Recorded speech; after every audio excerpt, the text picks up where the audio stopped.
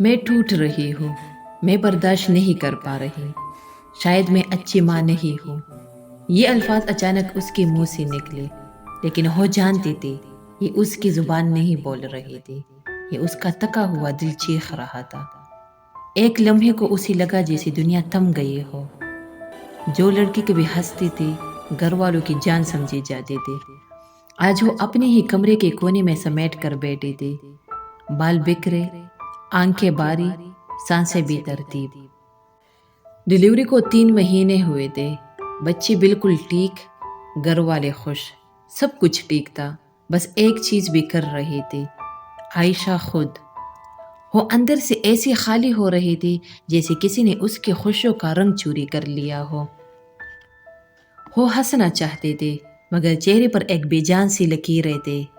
راتیں اس کی دشمن بن چکی تھی اور دماغ میں شور اٹھتا، تم ناکام ہو، تم کمزور ہو، تم اچھی ماں نہیں ہو۔ وہ کھڑکی کے پاس جا کر بیٹھتے، اندھیرے میں کچھ تلاش کرتے، روشنی، امید یا شاید خود کو، مگر سب دھندلا جاتا۔ وقت گزرتا گیا مگر عائشہ کے حالات بہتر ہونے کے بجائے بگڑنے لگے۔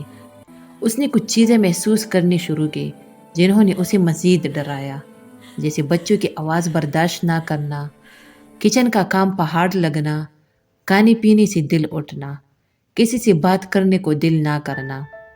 شوہر نے کئی بار پوچھا، کیا ہوا ہے، تھکی ہوئی لگ رہی ہو، مگر وہ ہر بار خاموش رہی، کہتے کچھ نہیں، ٹھیک ہوں۔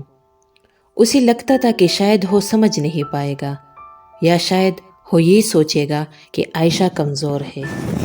گھر والے کہتے، بس بچے کا ٹائم ہے، نیند پوری نہیں ہو رہی، سب ماں بنتے وقت ایسا ہوتا ہے، لیکن سب ایسا ہوتا ہے جملہ کبھی بھی دل کا درد کم نہیں کرتا۔ وہ راتوں کو جاگتے، دن میں تک کر گرتے، اور دائی بائی سے آنے والے مشورے اسے مزید تکا دیتے۔ ایک رات وہ پھر بغیر وجہ کی رو رہی تھی، دل کانپ رہا تھا اور اسے سمجھ نہیں آ رہی تھی کہ آخر ہو کیا رہا ہے۔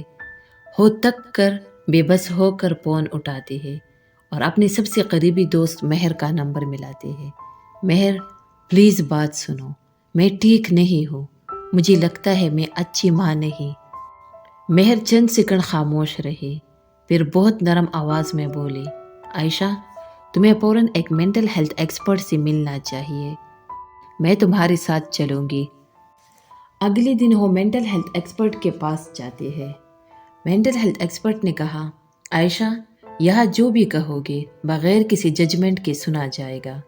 عائشہ رو پڑے، اس نے سب بتا دیا، تھکن، راتوں کی بے چینی، خالی پن، خوف، گلٹ اور یہ احساس کہ وہ اچھی ماں نہیں۔ مینٹل ہیلتھ ایکسپرٹ نے اس کا ہاتھ تھام کر آہستہ سے کہا، تم بیمار نہیں ہو، تم کمزور نہیں ہو، تم ایک عام مگر بہت تکلیف دہ کیفیت سے گزر رہی ہو، پوسٹ پارٹم ڈپریشن، اور ہاں، اس کا علاج ہے اور تم ٹھیک ہو جاؤ گے۔ یہ جملہ تھا جہاں پہلی بار اس کے اندر امید کی ہلکی سی لکیر بنے۔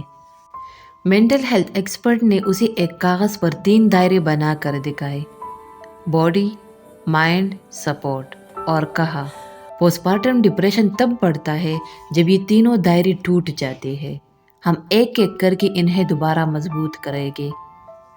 مینٹل ہیلتھ ایکسپرٹ نے اسے ڈیپ بریتھنگ ایکسرسائز سکھائی، 4 سیکنڈ سانس اندر، 4 روک کر، 4 باہر۔ پھر اسے گراؤنڈنگ کرایا، اپنے پیروں کے نیچے زمین کو محسوس کرو، اپنی سانس سنو، یہ وہ لمحے ہے جہاں تم محفوظ ہو۔ روزانہ 10 منٹ دھوپ، تمہاری موڈ ہارمونز دوبارہ ایکٹیویٹ ہو جائے گے۔ 15 منٹ کی واک، یہ تمہارے جسم سے سٹریس ہارمون کم کرے گے۔ اس نے اسے گلٹ چولنے کے الفاظ دے، تم بری ماں نہیں ہو، تم ایک تکی ہوئی ماں ہو، اور تکی ہوئی ماں کو آرام چاہیے، سزا نہیں۔ سیشن کے آخر میں عائشہ کی آنکھوں میں پہلی بار ہلکی سی نمی کے ساتھ سکون بھی تھا۔